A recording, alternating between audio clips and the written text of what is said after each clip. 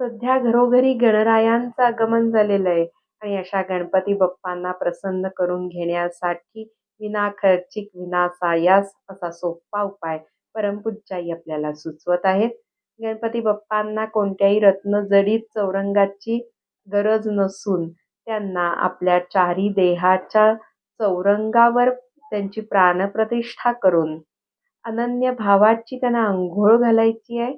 त्यांना दुसऱ्या कोणत्याही खर्चिक अभिषेकाची सुद्धा गरज किंवा अपेक्षा नाही आहे. तसंच शेंदूररूपी विषाने आपल्या वासनांचा नाश करून अहंकाररूपी धुपाला जाळत आपल्या मोक्षप्राप्तीचा मार्ग आपण मोकळा करून घेऊन कायमचं गणपती बाप्पांना प्राप्त करून घ्यायचं आहे. गणपती बाप्पा मोरया.